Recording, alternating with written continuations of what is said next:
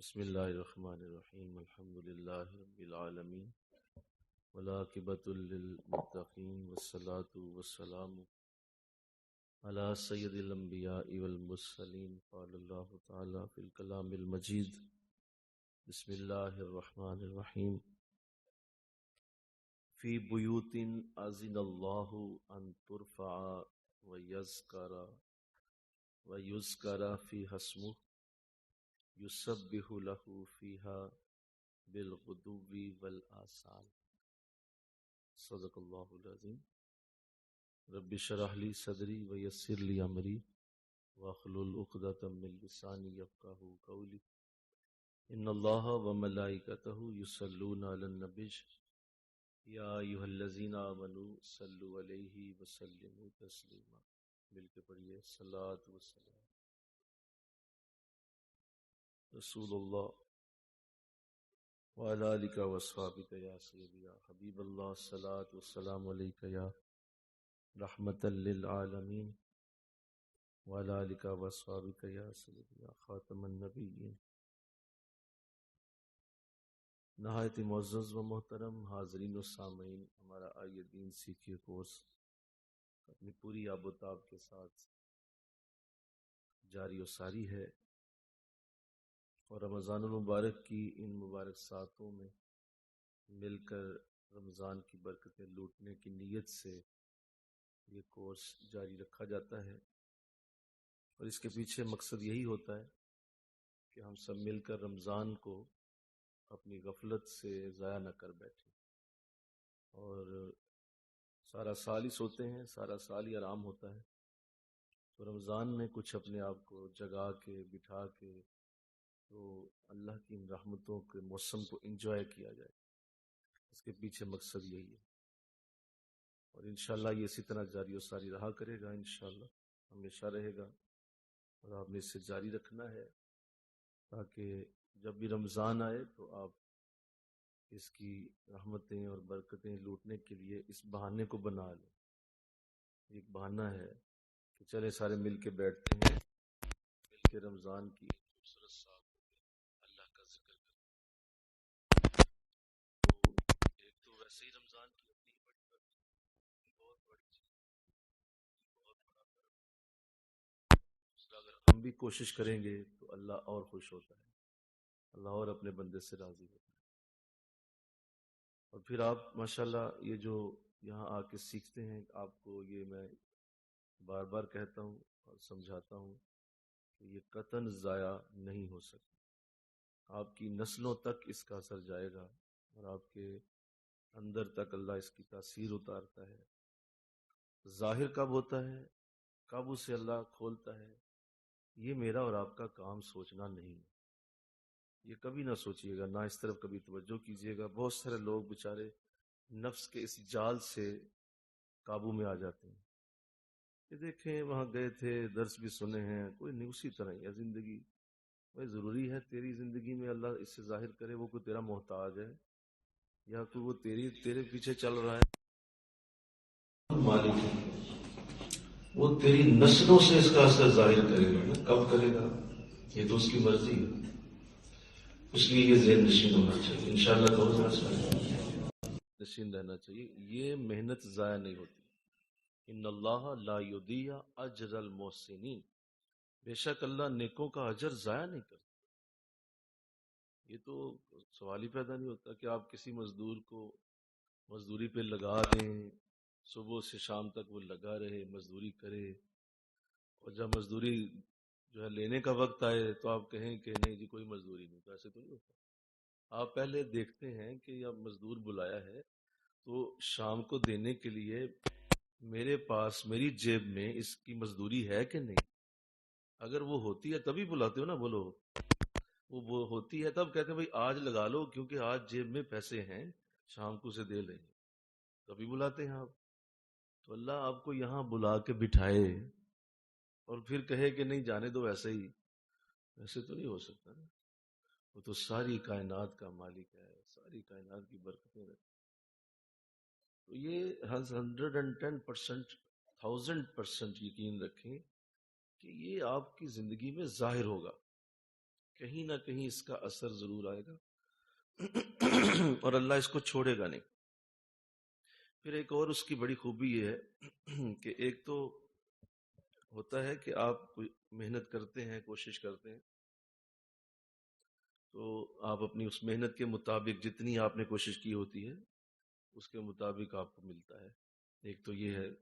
اور دنیا میں یہی رول ہے کہ آپ کسی جگہ کوئی کام کریں گے، وہ دیکھیں گے جی آپ نے کتنا کیا ہے، ضربے اتنے کر کے آپ کو اتنے پیسے دے دیے جائیں گے۔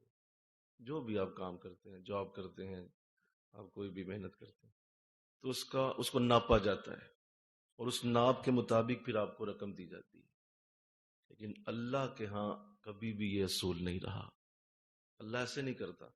اللہ فرماتا ہے میرے بندے تو نے اپنی محنت کر لی، ہاں جی کر لی، کہا خوب کر لی، جی کر لی، پورا زور لگایا، لگا دیا، اب میرا زور دیکھ میں کہاں۔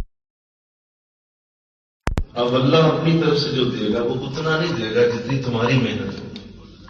یہ بھی ہماری غلط فہمی ہوتی ہے اور ہماری غلط فہمی سے ہماری زندگی جیون بنی ہوتی ہے کہ ہم اپنی محنت کے مطابق سوچ رہے ہوتے ہیں شاید ہمیں اللہ اتنا ہی دے گا۔ یہ کبھی نہیں ہوتا، انشاءاللہ تم نے سمجھو میری بات، کبھی نہیں ہوتا اور اللہ اس طرح نہیں کرتا ہے، اس کا اصول ہی نہیں۔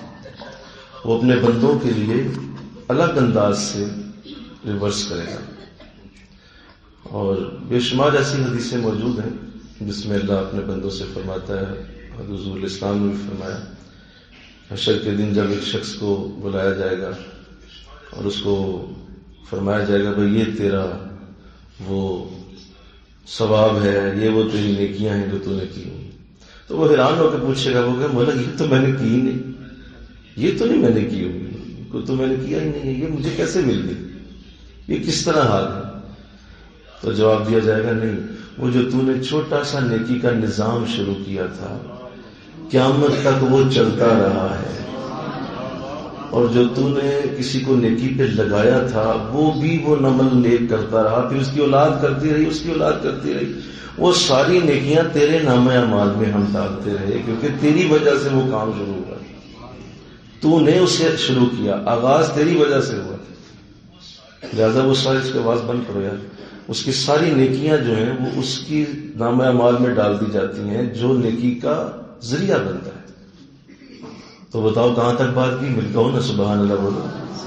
تمہاری اپنی سوچ تو بہت چھوٹی ہے نا، ہماری اپنی سوچیں تو ایک چھوٹے ذرے جیسے ہیں، اور ہم وہی سوچ رہے ہوتے ہیں اچھا پتہ نہیں یہ ابھی تک کچھ نہیں ہوا، ابھی تک ہماری تو بھاگ جاتے اور تولتے پھرتے ہیں اللہ کی رحمت کو، نہیں ابھی تک تو کچھ نہیں ہوا، کچھ بھی نہیں بنا، ایسی تو بات ہی نہیں، بس ایسے سوچ سوچ کے ذلیل ہوتے پھرتے۔ جبکہ بزرگوں کا یہ انداز نہیں ہوتا، وہ جو لفظ ہے نا قرآن میں وَأُفَوِّضُ أَمْرِي إِلَى اللَّهِ، وہ یہی ہے، اصل میں اس کے پیچھے راز یہ ہے کہ تم نے کام کر دیا، اب میرے حوالے کر کے چپ ہو جا، خاموش ہو جا، چھوڑ دے، اس کا سوچنے کا چھوڑ دے کہ ہم نے کیا تجھے توفیق دی تھی، تو نے وہ نیکی کر دی، اب افوض امری الی اللہ، میرے حوالے کر دے اور اس کے بارے میں سوچنا بھی چھوڑ دے، ہم تجھے کب دیں گے، کس حالت میں دیں گے، اللہ اکبر۔ وہ جب وقت آئے گا انشاءاللہ کہو ذرا سارے، وہ جب وقت آئے گا کہ جب وہ عمل کرنے کا جو نور ہے، جو عمل کرنے کی رحمت ہے، وہ جو یہ درس لینے کا ذریعہ اور برکت ہے، یہ جو آج ہم یہاں بیٹھے ہیں، یہ جب حشر کے دن ہمیں ملے گا تو آقا دو جہاں جان عالم صلی اللہ علیہ وسلم فرماتے ہیں کہ بندہ یہ آرزو کرے گا کاش اس کی ساری زندگی ہی درس میں گزر جاتی، وہ کچھ بھی اور نہ کرتا، اتنا فضل اتنا کرم جب وہ دیتا ہے، اللہ کرم ہو کے رہتا ہے، فضل ہو کے رہتا ہے، یہ کبھی نہیں رک سکتا، اس کی جزا یقینی ہے۔ تو اللہ آپ کی ہمتوں کو جوان رکھے، انشاءاللہ کبھی ہمتیں جوان رکھا کرے، اور جب بھی نفس یا جال کو ایسا پڑے آپ کو نہیں کچھ نہیں بن رہا، اسی وقت اس کو توڑنا ہے، اسے کہنا یہ تو میرا مقصد ہی کوئی نہیں، کیا مطلب میں اس کا رزلٹ چاہنے کے لیے کر رہا ہوں، ایسی کی تیسی تیری نفس کو آپ آگے سے سنائیں کہ میں اپنے رب کے لیے کر رہا ہوں، میرا رب جانے اور میرا عمل جانے، پھر مزہ آتا ہے کام کرنے کا، پھر آپ کے اندر توانائی رہتی ہے، پھر آپ اس چلتے رہتے ہیں، ورنہ گئے کام سے۔ یہاں تو لوگ نبیوں کو نہیں چھوڑتے، تو تمہیں کیا چھوڑیں گے؟ اس لیے ان چیزوں کو نہ دیکھیے۔ الحمدللہ جو موضوع آپ کا شروع ہوا ہے پرسنالٹی ڈیولپمنٹ کے بعد سوسائٹی ڈیولپمنٹ، جو ظاہر ہے ایک نیکسٹ سٹیپ ہے، نیکسٹ لیول ہے، جو آپ نے سمجھا تھا کہ ایک شخص جب اپنے آپ کو بہتر کر لیتا ہے تو لازمی طور پہ اس کے معاشرے کو اس کا فائدہ ہونا چاہیے، اور اس کے لیے اس کی سوسائٹی ڈیولپ ہونی چاہیے۔ اور حضور علیہ السلام نے بھی یہی کیا، آپ نے پہلے پرسنالٹی کو ڈیولپ کیا، لوگوں کی پہلے لوگوں کی شخصیت کو بنایا، اس کے بعد آپ مدینہ گئے اور وہاں سوسائٹی ڈیولپ کی، وہاں پہ آپ نے معاشرہ بنایا، وہاں پہ آپ نے ایک ماحول کریٹ کیا، اور وہ جو مکہ سے آپ نے ہیرے چنے تھے ان ہیروں کی روشنی کو پھر وہاں استعمال کیا، ایسے ہی بولو، پھر وہ روشنی وہاں استعمال ہوئی، حضرت ابو بکر استعمال ہوئے، عمر استعمال ہوئے، عثمان غنی استعمال ہوئے، اللہ کے رسول نے ان کی تربیت جو کی تھی وہ اب مدینہ میں ظاہر ہونا شروع ہو گئی۔ تو یہی ترتیب رہے گی، ہمیشہ یہی رہے گی، اللہ اس کو نہیں چھوڑتا، کیونکہ نبی کی یہی ترتیب ہے، وَلَقَدْ كَانَ لَكُمْ فِي رَسُولِ اللَّهِ أُسْوَةٌ حَسَنَةٌ، نبی کی زندگی میں تمہارے لیے نمونہ، تو وہ نمونہ یہی ہے کہ حضور اسی طرح پھر آپ نے ان کو ترتیب دیتے ہوئے سوسائٹی کو ڈیولپ کیا۔ تو یہ دوسری بات آج کل جو آپ نے سمجھا تھا، امید ہے آپ نے اسے دہرایا ہوگا، سمجھا ہوگا، یاد رکھا ہوگا کہ سوسائٹی ڈیولپمنٹ کے لیے سب سے پہلے نیک مجلس کی ضرورت ہوتی ہے۔ یہ بات سمجھ لی تھی ہم نے؟ بولو سارے، بولو بھائی، کہ ہم سمجھ چکے تھے کہ نیک مجلس ہو تو سوسائٹی ڈیولپ ہوتی ہے، یعنی آپ ایک اچھے ماحول میں لوگوں کو بٹھاتے ہیں پہلے۔ اب جب وہ اچھا ماحول آپ کو مل جاتا ہے، بزرگوں کی صحبت مل جاتی ہے، بزرگوں کی رحمت مل جاتی ہے، تو دوسرا سٹیپ شروع ہوتا ہے، اور وہ ہے، تو میں نے قرآن سے بھی آیت پڑھی ہے، سنیے ذرا۔ اللہ نے قرآن میں سورہ نور میں فرمایا، فی بیوت اذن اللہ ان ترفع ویذکر، اللہ نے ان گھروں کے متعلق حکم کیا ہے کہ بلند کر دیا جائے ان گھروں کو جہاں پہ اس کا نام کا ذکر کیا جاتا ہے۔ تو یہ دوسرا سٹیپ ہے کہ وہی جو اپنے بزرگوں کے پاس بیٹھ کے برکت لی، اب نیکسٹ سٹیپ میں وہ چیز تمہارے گھر آئے گی، اب تمہارے گھر کی اصلاح شروع ہوگی، اور گھر کے اندر کے ماحول کو اسی کے مطابق ڈھالنا ہوگا جو آپ نے اپنے بزرگوں سے سیکھا۔ میں کہو سبحان اللہ۔ آپ گھر کے باہر جو ہیں وہ مومن ابن مومن ہیں، اور گھر کے اندر آتے ہیں تو آپ عیاش ہو جاتے ہیں، آپ ہاتھ چھوٹ ہو جاتے ہیں، آپ گھر کے اندر آتے ہیں تو آپ ہر شے چھوڑ دیتے ہیں۔ تو یہ زندگی کے دو تفاوت ہیں، اور اس سے کبھی انقلاب نہیں آئے گا۔ انقلاب وہاں آتا ہے جب گھر کی زندگی اور باہر کی زندگی برابر ہو جاتی ہے، ایک جیسی ہو جاتی ہے۔ گھر کے اندر بھی وہی ماحول ہے، بولو، اور باہر بھی وہی ماحول۔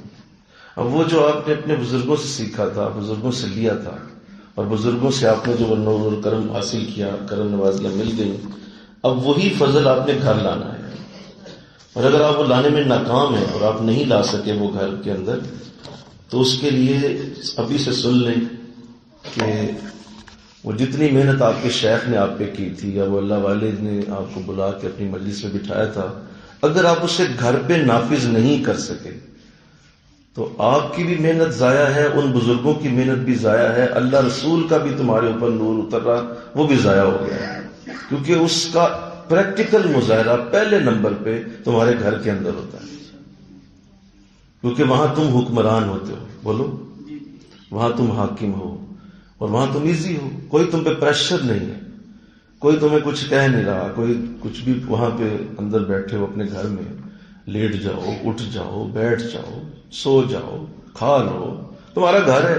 اب وہاں تمہیں کوئی پریشر نہیں ہے نا۔ جب آپ اپنے ماحول میں بیٹھے ہوتے ہیں، اپنے حضرت کے پاس یا کہیں بھی نیکی کی مرضی ہو، تو آپ کسی پریشر میں بھی ہوتے ہیں کہ یار حضرت دیکھ رہے ہیں، سامنے لوگ بیٹھے ہیں، نیکی کا بلندہ بنو بھائی، اچھے نظر آؤ، کیوں سب دیکھ رہے ہیں۔ اب وہی چیز گھر میں جب جائے اور آپ ہر شے اٹھا کے پھینک دیں، ٹوپی وہاں پھینکیں، ماما وہاں پھینکیں، اور ہر شے کہ چھوڑو یار بس ٹھیک ہے بھائی، تو آپ کسے دھوکہ دے رہے ہیں؟ کس کو آپ فراڈ لگا رہے ہیں؟ آپ کو پتا آپ نے کیا کر دیا ہے؟ آپ نے اس سارے نظام کی دھجیاں اڑا دی ہیں جو اللہ رسول نے نظام آپ کو دیا تھا، اسے آپ نے گھر کے اندر لانا ہے۔ اسی لیے قرآن کہتا ہے، سنیے، قرآن ایک جگہ کہتا ہے اپنے گھر والوں کو نماز کا حکم دو، ہر صورت نماز کا حکم دو، اور تم ان کی روزی کی فکر چھوڑ دو، ہم روزی دینے والے ہیں، روزی ہم دینے والے ہیں، اتنی فکر روزی کی نہ کرو، روٹی پانی کا اتنا فکر نہ ڈال دو ان کے سروں پہ یا خود پہ کہ نماز کا ذکر ہی چھوڑ دو گھر کے اندر۔ باقاعدہ حکم دیا کہ گھروں میں نماز کا حکم، اور قوا انفسکم واہلیکم نارا، بچاؤ اپنے آپ کو اور اپنے گھر والوں کو دوزخ کی آگ سے، بچا لو۔ تمہارے پاس ابھی وقت ہے، تم باپ ہو، ماں ہو، بڑے بھائی ہو، انہیں بچاؤ، انہیں دوزخ کی آگ سے بچاؤ۔ تو یہ ضروری تھا کہ یہ تمام چیزیں جو میں نے ابھی اپنی جتنی بھی گفتگو آپ سے کی، اس سے پہلے پرسنالٹی ڈیولپمنٹ میں اور ابھی یہ بھی، اب وہ ساری چیزیں گھر کے اندر آئیں گی۔ آئیے سب سے پہلے جو کرنے کی بات ہے اور عمل ہمیں نصیب ہو انشاءاللہ کہو، وہ عمل یہ ہے کہ وہ جو آپ نے اپنے شیخ سے، اپنے بزرگوں سے تعلیم لی ہے، اور وہ جو ذکر آپ نے سیکھا ہے، وہ جو آپ نے نعت شریف کا وہاں ماحول دیکھا ہے، وہ جو آپ نے وہاں قرآن کی تلاوت سنی ہے، وہ جو حضرت وہاں درس دیتے ہیں، کوشش کرو اس کا چھوٹا سا سنیپ شاٹ، اس کی چھوٹی سی ایک فگر، اس کا ایک چھوٹا سا ویو اپنے گھر میں کریٹ کرنا شروع کر دو۔ اس لیول پہ تو نہیں ہو سکتا نا جو شیخ کے پاس بیٹھ کے ہوتا ہے، وہاں پہ تو بڑا اور انداز ہوتا ہے، اللہ کا کرم اور انداز سے برستا ہے، لیکن اسی کو اٹھاؤ اور اس کو چھوٹے لیول پہ لاؤ اور اس کو اپنے گھر میں لگا کے نافذ کر دو کہ بھائی جس طرح وہاں نعت پڑھی جاتی ہے نا، میرے گھر میں بھی نعت پڑھی جائے گی، جس طرح وہاں تلاوت ہوتی ہے میرے گھر میں تلاوت ہوگی، جس طرح وہاں درس ہوتا ہے میرے گھر میں درس ہوگا، جس طرح وہاں ذکر اذکار کراتے ہیں، آؤ بیٹھو میرے پاس، میں بھی تمہیں ویسے ذکر کرانا شروع کروں، آؤ بیٹھو۔ اس کی ایک سنیپ شاٹ بنے گی اور اسے آپ گھر کے اندر ڈال لیں گے۔ اور اگر آپ یہ نہیں کر سکتے تو مجھے لفظ نہ بولنے پڑے، یہ ایسے مناسب نہیں ہے، اور ظاہر ہے بعض لوگ ہوتے ہیں کہ انہیں لفظوں کی بڑی تکلیف ہوتی ہے، لیکن بعض دفعہ سمجھانے کے لیے کہنا پڑنا چاہیے۔ حضور بھی بتا دیتے تھے، اور اللہ بھی قرآن میں ایسی مثالیں دیتا ہے، جیسے قرآن میں اللہ نے مچھر کی مثال دی ہے، بولیے کس کی؟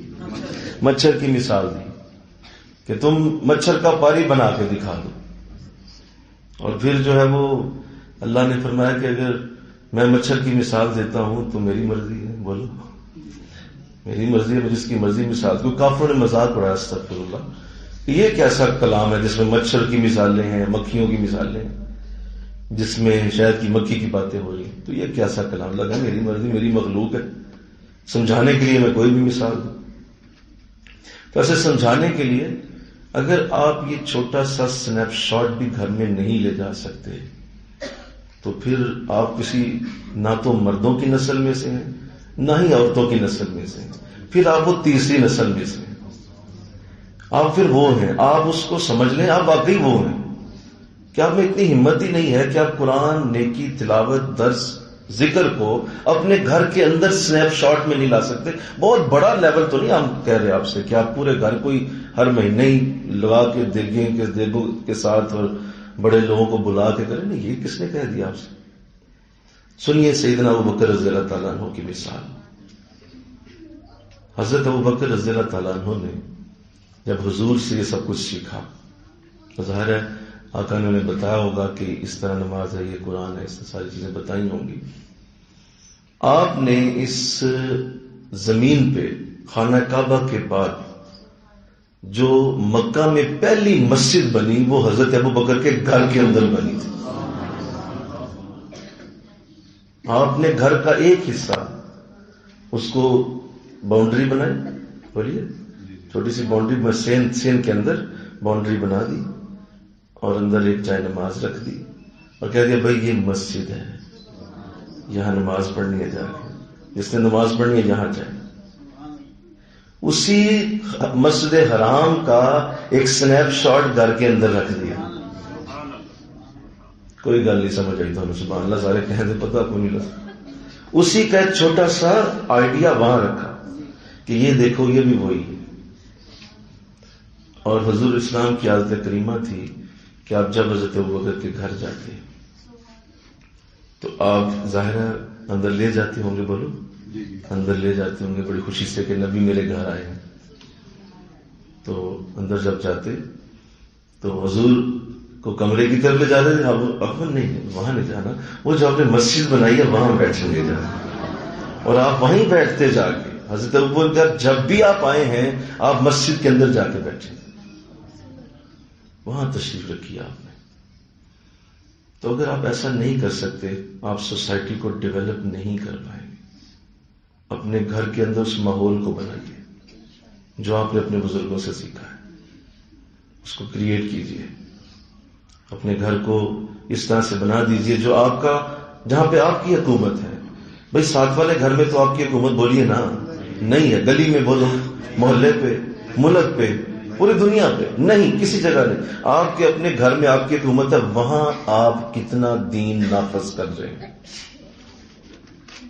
اٹ از دا کوشچن کہ وہ کتنا دین ہے جو گھر کے اندر نافذ ہو رہا ہے. آپ چھوڑیں نا کہ غزہ میں کیا ہو رہا ہے، چھوڑیں، آپ کو کیا اس سے. آپ فلسطین کے لیے دعائیں مانگ رہے ہیں، آپ غزہ کے لیے رو رہے ہیں، آپ جو ہے وہ پاکستان کے لیے بھی بیٹھ رہے ہیں، اللہ کی بارگاہ میں روتے جا رہے ہیں. او بھائی، او یہ سارا کچھ اللہ کا اپنا نظام. تم اپنے گھر کی بات کرو، وہاں کیا کر رہے ہو؟ وہاں تو کچھ بھی نہیں. تو پھر اتنا ہی دین ہے جو آپ کے گھر کے اندر ہے، بس اتنا ہی دین ہے. اور اللہ نے تم سے سوال تمہارے گھر کا کرنا ہے، غزہ اور فلسطین کا نہیں کرنا. تمہارے گھر کا سوال ہوگا تم سے. آقا دو جہاں نے ارشاد فرمایا کہ تم سے تمہارے جتنے تمہارے سے نیچے ہیں ان کا، سارے بولو نا یار، صحیح بولو، ان کا سوال ہوگا جو تم سے نیچے ہیں. اور ہر ایک سے پوچھا جائے گا. تم میں سے ہر کوئی نگہبان ہے اور اس سے اس کی رعایا کے بارے میں سوال ہوگا. تو حضور تو یہ فرما رہے ہیں، تو یہ فلسطین کے لیے تو آپ لگے ہوئے ہیں اور آپ لگے ہوئے مسلسل کرنے کے لیے، اور اپنے گھر کی آپ کو ہوش کوئی. تو اس کو نہ کیجیے گا، اس کو سمجھیں. اپنے گھر پہ محنت کریں، اپنے گھر کے اندر کوشش کریں، اپنے گھر کو فراموش نہ ہونے دیں. اور اگر آپ نے اس کو فراموش کر دیا تو وہ جو باہر سے نور آ رہا ہے وہ ایکویلنٹ نہیں ہو رہا گھر کے ساتھ. بولو، ایکویلنٹ نہیں ہو رہا. اور وہ ایکویلنٹ نہیں ہوگا تو آپ ہر وقت ایک عجیب سی ٹینشن میں پڑے رہیں گے. گھر کے باہر جائیں گے آپ کو روپ بدلنا پڑے گا، گھر کے اندر آئیں گے روپ بدلنا پڑ جائے گا. کیوں؟ وہ کنورژن میں ہی ٹائم ویسٹ ہو جائے گا، جبکہ ایسا نہیں ہونا چاہیے.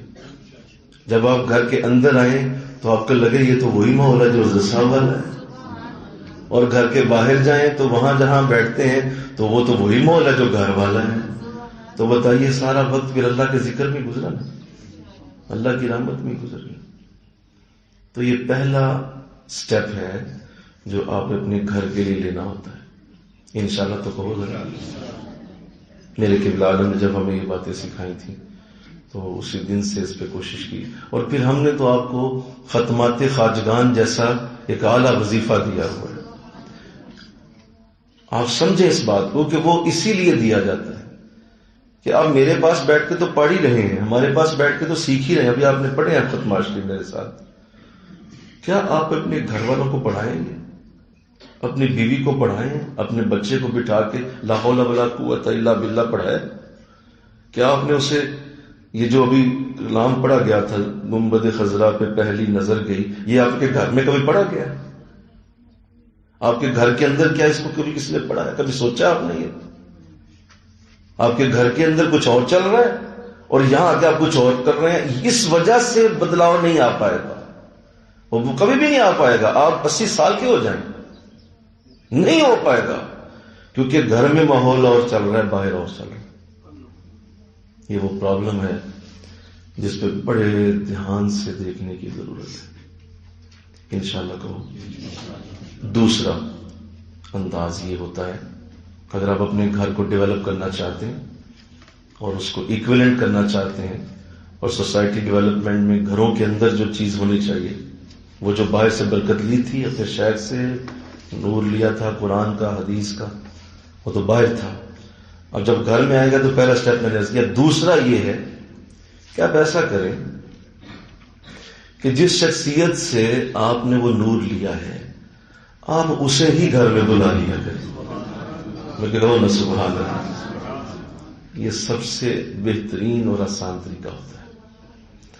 اور اپنے حضرت سے یا کوئی بھی وہ جو بھی شخص ہے، اسے صرف اتنا کہیں کہ حضور ہفتہ مہینہ کے بعد کوئی 6 ماہ 4 ماہ بعد میرے گھر بھی اگر آپ آ جایا کریں تو مجھے خوشی ہوگی.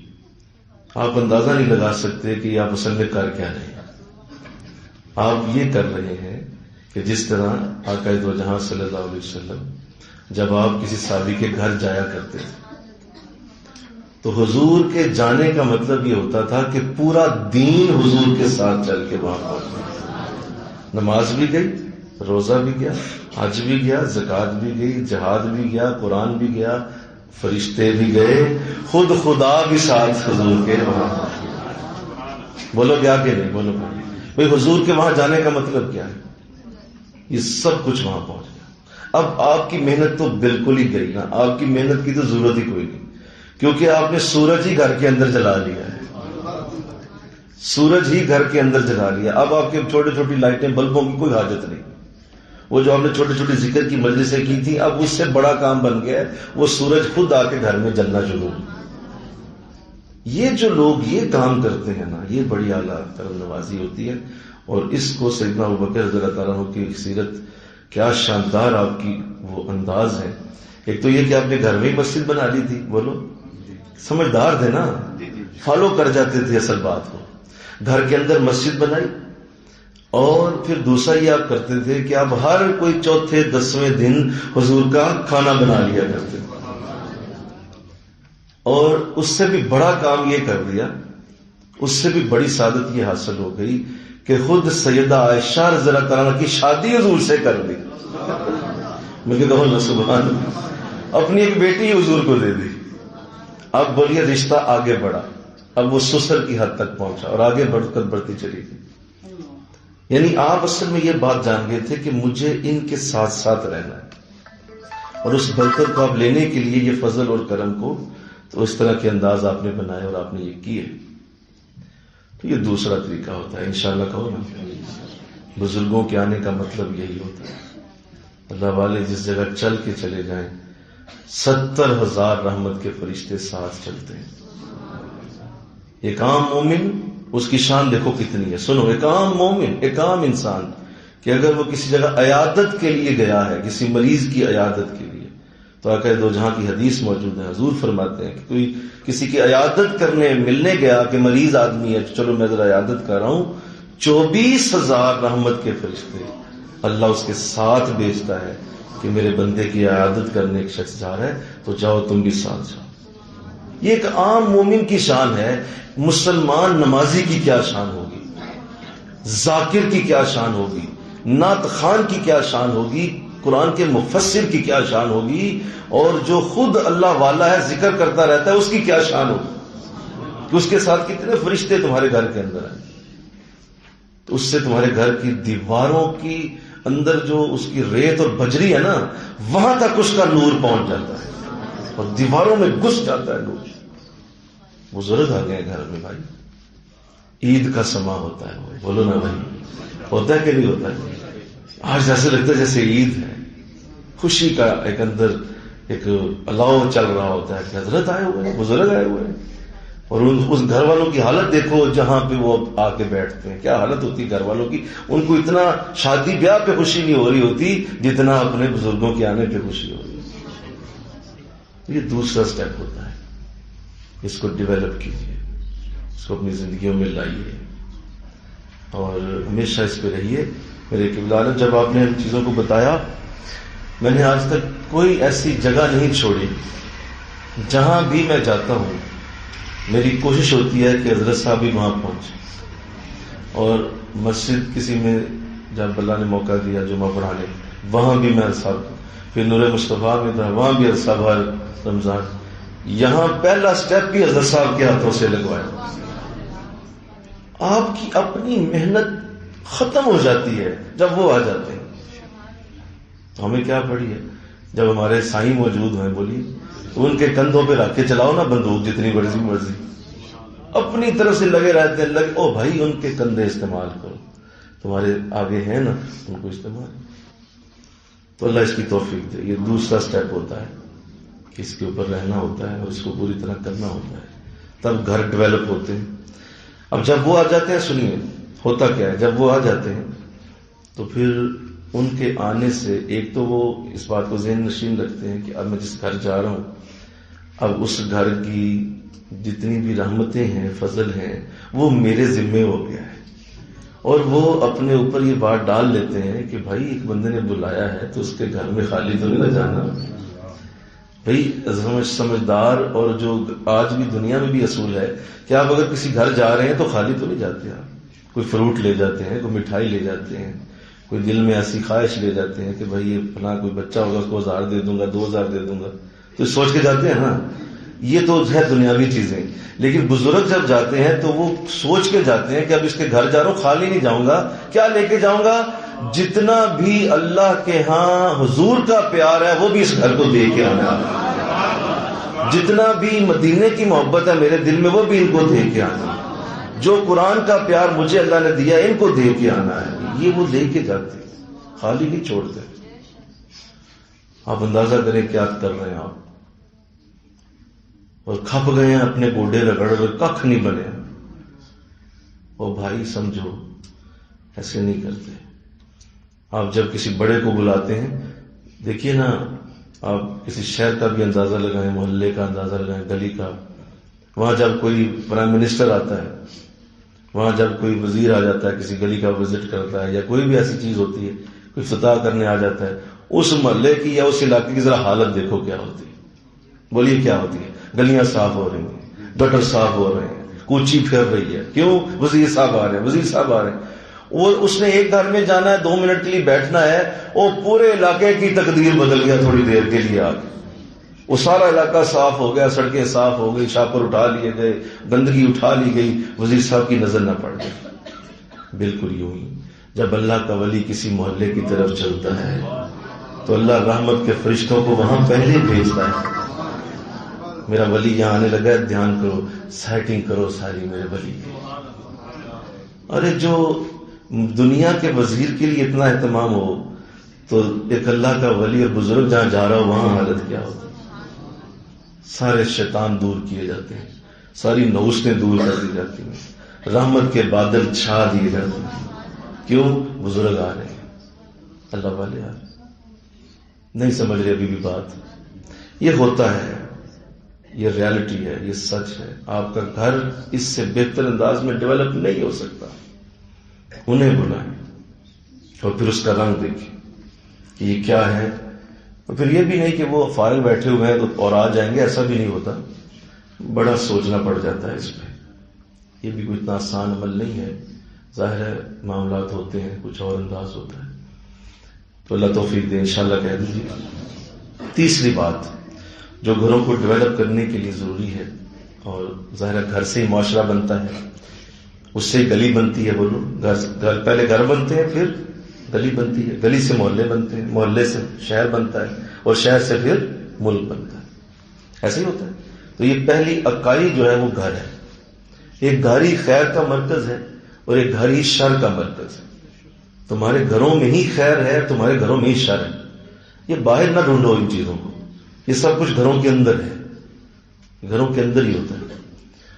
اب جب آپ نے اسے اور ٹھیک کرنا ہے اور بہتر کرنا ہے تو اس کا بہترین طریقہ یہ ہے کہ وہ جو تمہارا گھر ہے، جس گھر کو تمہیں اللہ نے ظاہر اللہ نے تمہیں دیا، اللہ نے تم پہ رحم کر دیا، وہ زمین کا ٹکڑا تمہارے نام ہو گیا، حالانکہ وہ پرماننٹ نہیں ہے، وہ ٹیمپریری ہے، کچھ وقت کے لیے آپ کو دیا گیا ہے، اس کے بعد وہ آپ کی اولاد کے حوالے ہو جائے گا، پھر وہ کسی چھوڑ جائیں گے یا کسی اور کو مل جائے گا، پھر وہ بھی کسی اور کو. اس طرح زمین ایسی آباد رہتی ہے، تھوڑی دیر کے لیے وہ تمہیں ٹکڑا دیا جاتا ہے، اس ٹکڑے کو تمہیں استعمال کرنا ہوتا ہے. اب آپ نے اگر گھر کو بہترین بنانا ہے تو پوری کوشش کیجیے کہ اس گھر میں کسی صورت بھی رزق حرام نہ آنے پائے. یہ تیسرا سٹیپ ہوتا ہے کہ جب آپ نے یہ سارا کچھ کر لیا، آپ نے ذکر کی مجالس بھی کر لی، بزرگوں کا آنا بھی ہو گیا، تو اب اس کو وائلیٹ نہ کیجیے گا ذکر حرام کے ساتھ اور رزق حرام کے ساتھ. بس اس کے اوپر پوری نگاہ رکھیں، حرام رزق داخل نہ ہو، کسی طرف سے داخل نہ ہو، کوئی بھی انداز حرام کا وہاں نہ آئے، چاہے وہ کھانے کی شکل میں ہے، بولیے، چاہے وہ کوئی ایسی ایکٹیویٹی ہے جو حرام ہے. صرف کھانا ہی حرام نہیں ہوتا، بولو یار، ایکٹیویٹیز بھی حرام ہوتی ہیں، کچھ کام بھی حرام ہوتے ہیں، وہ بھی گھر کے اندر نہ ہو. وہ ساری چیزیں اب آپ نے روکنی ہیں، کیونکہ دوائی کا اثر تبھی ہوگا جب آپ اس گھر کی دیواروں تک وہ نور تبھی پہنچا پائیں گے جب شیطانیت اور حرام وہاں رکے گا، اور اس کو آپ نے روکنا ہے. اس کے لیے ہر صورت کوشش کی جائے، محنت کی جائے اور اپنے اوپر پورا دھیان رکھا جائے. عورتیں اس پہ توجہ کریں کہ بھائی ہمیں حلال کھلاؤ، حرام نہیں چاہیے. کھل کے اپنے میاں سے، اپنے باپ سے کہہ دیں کہ ہمیں حرام کی پرورش نہ کرائیے گا، ہمیں حلال دیجیے گا. یہ اگر آپ نے کہہ دیا تو آپ اس سے بری ہو جائیں گے. کیوں؟ اللہ پھر اس سے پوچھے گا کہ تم نے اگر حرام کمایا تھا تو یہ تو تمہیں منع کر رہے تھے کہ تم نے نہیں کمایا، تو اس نے تو کہہ دیا تھا کہ نہیں مجھے تو اس کی حاجت ہی نہیں. حضرت تم نے یہ کہنا ہے تاکہ یہ عمل رک جائے. اور اس طرح کوئی بھی ایسی ایکٹیویٹی جو اس طرح کی ہے گھر کے اندر نہ ہونے پائے، اس کو ڈیولپ کیجیے. اس سے کیا ہوگا؟ آہستہ آہستہ آہستہ آہستہ وقت لگے گا، لیکن ایک وقت آئے گا کہ جب تم گھر کے اندر داخل ہوگے تو شاید تمہیں اتنا مزہ مسجد میں نہ آئے جتنا اپنے گھر میں آئے. دیکھو نا، ایک شخص کو اپنے گھر کے اندر سکون نہیں ہے نا، آپ اسے کسی بھی دنیا کی جگہ پہ لے جائیں، اسے سکون نہیں آ سکتا، کہ اسے گھر کے اندر سکون نہیں ہے. وہ گھر کے اندر جب جاتا ہے تو بے سکونی فیل کرتا ہے. گھر کے اندر جب جاتا ہے تو اس کو لگتا ہے یار نہیں، مزہ نہیں ہے یار، بس عجیب باہر نکلوں کی طرف ذہن چلتا ہے. تو سمجھ لو کہ یہ شخص اب دنیا میں کسی بھی جگہ سکون نہیں پائے گا، کیونکہ اس کے گھر کے اندر سکون. اور سنو، اگر تمہارے گھر میں سکون ہے تو تمہیں کسی اور جگہ سکون آئے گا ہی نہیں، تمہیں گھر میں ہی آئے گا. تم بھاگو گے گھر کی طرف، بھاگو گے گھر کی طرف، گھر کے اندر جاؤ. کیوں؟ اصل سکون مجھے گھر کے اندر ملے. اس کی وجہ وہ رزق حرام ہے جو تمہارے گھر کے اندر آ گیا ہے، اور اس سے وہ برکت اٹھ گئی ہے، اور اس سے وہ رحمت اور کرم دور ہو گئے. آئیے ایک اور بات کروں، سمجھیں. دیکھیے، گھروں کے اندر کچھ چیزیں ہوتی ہیں جن کو ہر صورت روکنا ہے آپ نے، تبھی وہ ڈیولپ ہو پائیں گے. یہ تو میں نے کہا کریں پہلے، یعنی پہلے میں نے کہا ذکر کی مجلس کریں، بولی یہی کہا. دوسرا میں نے کہا کہ بزرگوں کو بلائیں، ٹھیک ہے. اور تیسرا کہا کہ رزق حرام روکیں. اب روکیں، جو نہیں کرنا وہ پہلا بتایا کہ نہیں کرنا، یعنی وہ نہ آنے پائے، وہ رزق حرام ہے. دوسری چیز جو روکنی ہے اب، وہ یہ ہے کہ آقا دو جہاں کی حدیث موجود ہے، جان عالم صلی اللہ علیہ وسلم فرماتے ہیں، آپ نے ارشاد فرمایا کہ جب انسان جھوٹ بولتا ہے تو وہ جھوٹ کی بدبو جو ہے اس سے رحمت کا فرشتہ 70 میل دور چلا جاتا ہے. یہ حدیث ہے کہ نہیں؟ بولو، سنی ہوئی ہے. اب آپ اندازہ کریں کہ جس گھر میں جھوٹ بولے جاتے ہیں، ایک جھوٹ بولا، اس کی بدبو اتنی پیدا ہوئی ہے کہ رحمت کا فرشتہ نکل کے اس گھر سے 70 میل دور جا چکا ہے. دوسرا بولا، باپ بیٹے سے بول رہا ہے، بیٹا باپ سے بول رہا ہے، شوہر بیوی سے جھوٹ بول رہا ہے، بیوی شوہر سے جھوٹ بول رہی ہے، بہن بھائی جھوٹ بولتے ہیں، اور پھر کہتے ہیں ہمارے گھر میں امن نہیں. اور بھائی امن کیسے ہو جہاں اتنے بدبو کے ببوکے اٹھتے ہوں، جہاں بدبودار ماحول ہو ہر وقت، وہاں کیسے سکون آئے گا؟ آپ روڑی پہ کھڑے ہیں، آپ کو سکون آ سکتا ہے روڑی پہ کھڑے ہو کے؟ ایک جگہ سے بدبو اٹھ رہی ہے، اب وہاں کیسے سکون پائیں؟ حضور فرما رہے ہیں کہ وہ بدبو پیدا ہو گئی ہے، لہذا روکیں، گھروں میں سچ کو لے کے آئیں. ملی کہو سبحان اللہ. گھروں کے اندر بولیے سچ کو لے کے آئیں، سچائی پیدا کریں گھروں میں. سچائی کا نور گھروں کو روشن کرتا ہے. بھائی سچ بولیں، صحیح بات کریں. ایک اور دوسرا، جو گھروں کے اندر جو بہت ساری چیزیں جن میں یہ چیز اگر کوئی کر دے تو اس کے بعد اس گھر کی اب بچت نہیں ہے، بڑا مشکل ہے. وہ یہ آقا دو جہان ارشاد فرمایا کہ جب کوئی کسی کی غیبت کرتا ہے تو وہ ایسی ہے جیسے اس نے مردہ بھائی کا گوشت کھایا. مردہ بھائی کی لاش سامنے ہے، آپ نے چھری پکڑی ہے اور آپ نے اس کا بازو کاٹ دے تو اس کا بازو چبانا شروع کر دیا. حضور یہ فرما رہے ہیں کہ مردہ بھائی کا گوشت کھایا.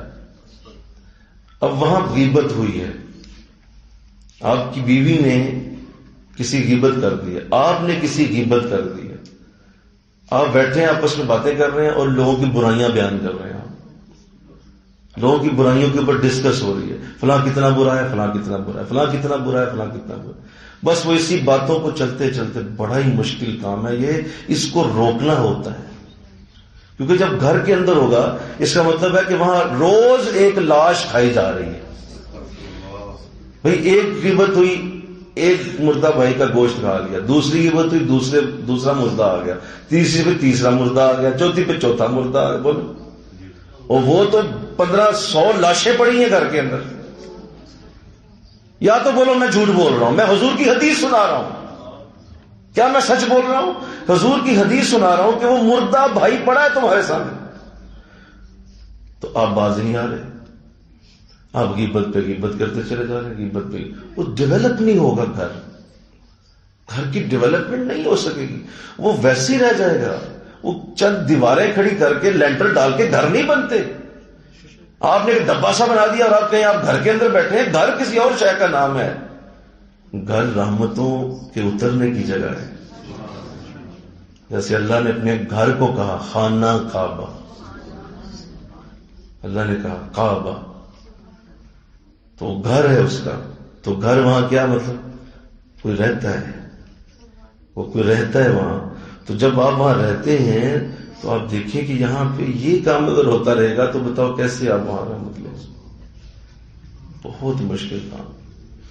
یہ کام جس نے کر لیا نا، حاجی نمازی بہت پیچھے رہ گئے، اس سے بہت پیچھے رہ گئے، بہت پیچھے رہ گئے. جس نے غیبت کو روکا، غیبت سے اپنی زبان کو روک لیا اور اس کی پریکٹس کر لی، ٹریننگ لے لی، اور بس یار دفع کرو کسی کا جو عیب ہے، کیا ضرورت ہے بات کرنے کی.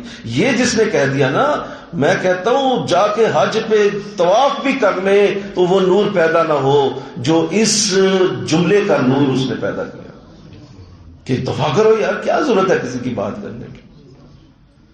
نہیں کر سکتے، بڑا مشکل کام. غیبت کو چھوڑنا، لوگوں کے عیبوں کی گفتگو کرنا. یہاں تو ہضم نہیں ہوتی روٹی جب تک 10-12 عیب نہ ڈسکس کیے. یہاں تو ہضم نہیں ہوتا کھانا لوگوں. یہاں تو کہتے دن ہی نہیں ہوا، آج مزہ ہی کوئی نہیں آیا، کسی کی گال ہی نہیں ہوئی. تو کیا آپ نے کیا زندگی؟ یہ سیکھ ہی نہیں سکے کہ کتنا ناپسندیدہ عمل ہے، کس قدر ناپسندیدہ ہے کسی کے عیب کو ڈسکس کیا جائے. ہاں جو بھی اللہ نے کیا عیب والے لوگ نہیں بنائے. بولیے ہر شخص میں عیب ہے. تم اپنی آپ کو ہی دیکھ لو، تمہارے اندر کتنے عیب ہوں گے. اور اگر تمہارا وہ عیب وہاں کہیں ڈسکس ہو رہا ہو تو بتاؤ تمہیں کیسا لگے گا.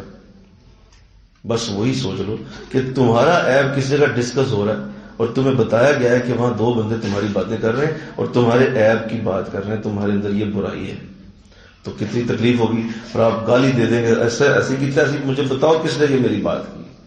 تو جب آپ کسی کی کر رہے ہیں، کیا وہ نہیں ہے سوچ رہا؟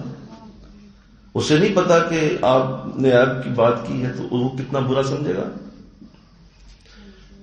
فبہا، کم لوگ ہیں جو یہاں تک اپنے گھروں کو لے جائیں. انشاءاللہ کہہ دیں حضرات کہ وہاں نہیں کرنی بھائی، بس ٹھیک ہے، اپنے گھر کی 4 دیواری کو محفوظ رکھیں اس چیز سے. تو یہ 4 وہ عمل ہیں جو میں نے آپ کے سامنے رکھے ہیں. بس یہ 4 ہی ہیں، بس کافی ہیں. ان 4 کو جو پابندی سے کر گیا اس کا گھر ڈیولپ ہوگا. اور میرے یہ جتنے آپ لوگ بیٹھے ہیں, اگر یہ 4 چیزیں آپ اپنے گھروں میں لے جائیں گے تو آپ سب کے گھر ڈیولپ ہوں گے, اس سے معاشرہ ڈیولپ ہوگا. اب اس سے نیکسٹ لیول آتا ہے, پھر وہ ہم کل ڈسکس کریں گے. گھروں سے اب باہر نکل کے اب ہم جائیں گے گلی بازاروں کے اندر, اور اس سے وہ چیز دیکھیں گے اسلام ہمیں وہاں کیا کہتا ہے, اور وہاں کس طرح سے وہ چیز لائیں گے جو اصل میں اللہ رسول کو مطلوب ہے. اور حضور نے مدینہ میں ایسا کیا کیا تھا, آپ نے مدینہ کے اندر یہی چیز نافذ کی. یہ پہلا سٹیپ یہ تھا جو میں نے عرض کیا. پہلے صحابہ کو اپنے پاس بٹھایا, اپنے پاس بٹھا کے اپنے چہرے کا نور ان کو دیا. پھر صحابہ اپنے گھروں میں گئے, وہاں وہی حضور کا نور اپنے گھروں کے اندر ٹرانسفر کیا. اب 3rd سٹیپ شروع ہوگا, جو صحابہ باہر نکلے, گلیوں بازاروں میں گئے, گلی محلوں میں گئے, تو وہاں پھر حضور کی برکتیں پہنچاتے گئے. وہ کیسے ہوتا ہے, وہ پھر اگلا سٹیپ ہے. تو یہ 4 کام میں نے اس کے ساتھ دہرا لوں.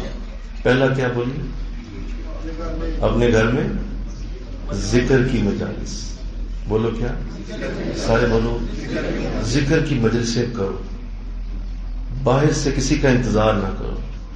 علامہ صاحب آئیں گے تو کرائیں گے, علامہ صاحب کا ٹائم ہی نہیں ملا کیا کرو گے, نہیں آ سکے وہ کیا کرو گے, نہیں, خود ہی بیٹھ جاؤ اور اس چھوٹے لیول کے اوپر ذکر کی مجلس شروع کرو, اور اس کو اپنی زندگی کا اوڑھنا بچھونا لازم بنا لو کہ بھائی میرے گھر میں. اس لیے حضرت ابو بکر نے کمال کر دیا نا, انہیں پکی مسجد ہی کہا بنا لی. مطلب انہوں نے دیواریں کھڑی کر لی, مسجد ہی بنا لی گھر میں. ایسی کی یار جو ٹائم کیا ملنا ہے ادھر ہی مسجد بنا, کمال ہے. تو ایسا کریں آپ بھی انشاءاللہ کریں. یہ ترتیب آپ بھی بنائیں, اپنے گھر کے کمرے کو مسجد ڈکلیئر کریں. اگر آپ کے گھر میں جگہ ہے اتنی تو اسے مسجد بنا لیں, یا اپنے گھر کے کسی کونے کو ہی مسجد بنا لیں اور اس کو ڈکلیئر کر دیں, کہہ دیں کہ یہ میرے گھر کی مسجد ہے. اللہ اس کی وجہ سے پورے گھر کو مسجد کا نور دے گا, پورے گھر کو مسجد کا نور دے گا, کیونکہ آپ نے چھوٹے سے کونے کو مسجد بنایا.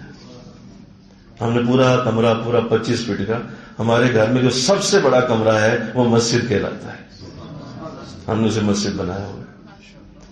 تو کرو ایسا, پورا کرو. بلکہ نیچے بیسمنٹ تو سارا ہی مسجد ہے, وہ تو بنایا اس لیے ہے کہ وہ صرف مسجد ہوگا. گھر میں بھی بنا دیا, نیچے بیسمنٹ بھی بنا لیا. تو کچھ ایسی سوچ رکھو, اپنے گھروں کے اندر یہ چیزیں خود بناؤ. باہر سے کسی کا انتظار کرو گے کوئی نہیں آئے گا, اور نہ کسی کے پاس اتنا وقت ہے. یہ پہلا طریقہ. دوسرا میں نے کیا عرض کیا بولیے, اپنے بزرگوں کو ہی بلا لو اور ان سے کہو حضور آپ ہمیں وقت دیں, آئیے. یا اپنے کسی ایسے شخص, کوئی عالم دین ہو بولو, یا کوئی ایسا کوئی موقع بنے تو صرف کسی بہترین نعت خواں کو بلائیں, اپنے علاقے کا جو اعلیٰ نعت خواں ہے اسے کہ جناب آئیں میرے گھر ذرا کھانا کھائیں آ کے, اور 4 نعتیں تو سنا جائیں. انہیں بلائیں. وہ جب آ کے بیٹھے گا نا, اس کی 4 نعتوں سے جو برکت آنی ہے, تیرے اپنے کئی مہینے کے درود حضور کو نہیں بلا سکیں گے. جو وہ پاکیزہ شخص نعت وہاں آ کے پڑے گا تو اس کی برکت تیرے گھر میں پیدا ہوگی. اسے بولو بھائی جو اسپیشلسٹ ہے جس کام کا, بولو نا. ایک یہ ہے کہ آپ اپنے گھر میں خود ہی کینچی لے کپڑے بنانا شروع کر دیا, آپ نے خود ہی کپڑے کو, بھائی ٹھیک ہے بنا رہے ہو سکتا ہے کہیں سے غلط کٹ جائے گا. آپ ایسا کریں کسی اسپیشلسٹ درزی کو ہی گھر لے جائیں, فائدہ ہوگا کہ نہیں بولو. وہ اسپیشلسٹ درزی آدمی ہے, وہ تو فوراً کاٹے گا, وہ بہترین کاٹے گا. تو ایسے کہ بہترین ذکر والا بلاؤ, سبحان اللہ, بہترین قرآن والا دیکھ لو, بہترین نعت والا دیکھ لو, بہترین درس والا دیکھ لو, اور کہو آپ آ جائیں بس, باقی میرے درس سے کیا ہونا ہے, حضور آپ آ جائیں. بڑی برکت ہوتی ہے اس کے اندر. لوگ بڑے سمجھدار ہیں جو یہ عمل کرتے ہیں. تیسرا میں نے کیا عرض کیا بولیے, حضرت عثمان غنی رضی اللہ عنہ کی بات مجھے یاد آ گئی. آپ حضور کو اکثر اپنے گھر دعوت دیا کرتے تھے, اور آپ کی عادت تھی کہ جب بھی آپ حضور کو بلاتے تو حضور کے قدم گنا کرتے تھے. تو حضور نے پوچھ لیا کہ یار پچھلی بار بھی آیا تھا میرے قدم گن رہے تھے, اب بھی قدم گن رہے.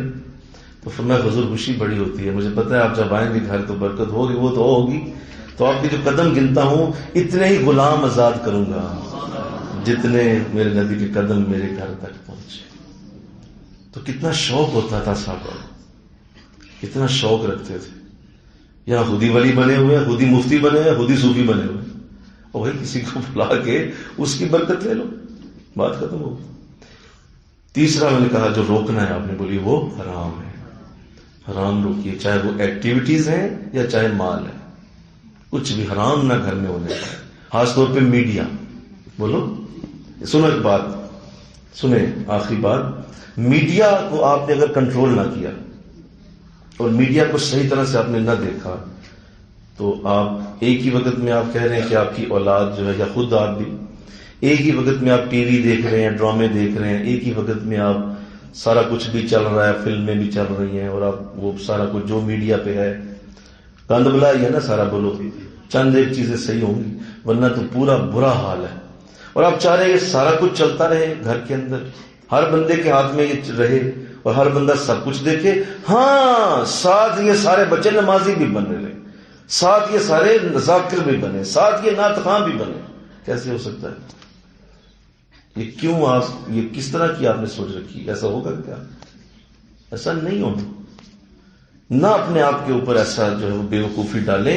یہ بے وقوفانہ بات ہے، یہ پاگل پن ہے، یہ جہالت ہے کہ آپ ایک ہی وقت میں میڈیا بھی آزاد کر رہے ہیں اور ساتھ ہی آپ چاہتے ہیں کہ آپ کے بچے نمازی بھی رہیں. تو یہ نہیں ہونا.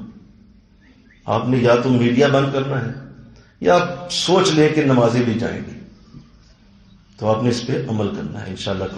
وہ جو حرام وہاں سے انٹر ہونا ہے نا تمہارے گھر میں، اس حرام سے وہ ساری محفل کا نور ضائع ہونا، وہ ساری برکت ضائع ہو جائے گی. وہ جو حرام میڈیا سے تمہارے گھر کے اندر داخل ہوگا. اپنے بچوں کو اس کے اوپر پابندی لگاؤ. پوری طرح کوشش کرو کہ جہاں تک ہو سکے انہیں ٹیکل کرو کہ بھائی یہ نہیں. اس کی وجہ یہ ہے کہ آپ اس سے بچا نہیں سکیں گے. اس کو مستقل بند کرنا ممکن نہیں ہے، لیکن پابندی لگائیں. یار یہ غلط ہے، اس کو سمجھائیں، اس کی برین واشنگ کریں، اس کو اندر سے بتا دیں. اس کو ایک دن نا سارا کچھ کھول کے دکھا بھی دیں کہ یہ لو، یہ دیکھ لو اس میں کیا کیا ہے. اب تمہارے اوپر ہے کیا کرنا ہے. تم نے دیکھ لو، تمہارے سامنے ہے ہی گند ہے اور کچھ بھی نہیں. بچوں کیونکہ ظاہرہ ہر وقت تو اس کے اوپر دوربین نہیں رکھ سکیں گے. 24 گھنٹے تو نہیں آپ اپنے بیٹے یا بچی کے اوپر جو بھی آپ کے گھر میں اس کو آپ 24 گھنٹے کے لیے سرویلنس لگائی ہوئی ہے، کیمرہ ٹھوکا ہوا اس کے اوپر، ایسا کچھ نہیں. بس آپ اس کا برین سیٹ کریں. یار میڈیا کو صحیح استعمال کر لو، نہیں تو بیڑا غرق کر لو. ہمارے دور میں ایسا نہیں تھا. بولو نا بھائی، یہ جو ہمارے دور تھے اس میں ایسا کچھ بھی نہیں تھا. ہم بڑے اچھے دوروں میں وہ جوانی گزار چکے. اب بہت مشکل ہو گیا. اور اگر آپ نے ابھی کنٹرول نہ کیا تو آپ کا گھر ڈیولپ نہیں ہوگا، ویسے ہی رہ جائے گا. پوری زندگی گھر نہیں بدل پائے گا کیونکہ لوگوں کے ذہنوں کے اندر وہ ڈیولپمنٹ نہیں آ سکے گی. تو اس کو روکے، میڈیا کو روکے، حرام چیز کو گھر میں آنے سے روکے، چاہے وہ ایکٹیویٹی ہے یا رزق ہے. اور چوتھی اور آخری بات میں نے کیا کہی بولو بس یہ اس کی میں نے حدیث سے 2 سنائی. بدبو پیدا ہوتی ہے اور جہاں بدبو ہو وہاں کیسے سکون ہوتا ہے، کیسے وہاں امن ہوگا کہ آپ نے ایک باقاعدہ جھوٹ بول دیا، اس جھوٹ سے وہ بدبو پیدا ہو اور رحمت کا فرشتہ 70 میل دور چلا گیا. بھائی 70 میل یہاں سے بولو ہے کتنا؟ لاہور سارے بولو نا یار. 70 میل سے بھی بولو. رحمت کا فرشتہ اتنے بیٹھا ہے تو کار لاکدار ہے، وہ وہاں بیٹھا ہوا ہے 70 میل دور ہے اور آپ گھر ڈھونڈ رہے ہیں. میرے گھر میں کرم نہیں ہے بھائی، سکون نہیں. بھائی کیسے ہوگا؟ وہ رحمت کا فرشتہ ہی چلا گیا جو لے کے آنا تھا، جس نے رحمت لے کے آنی.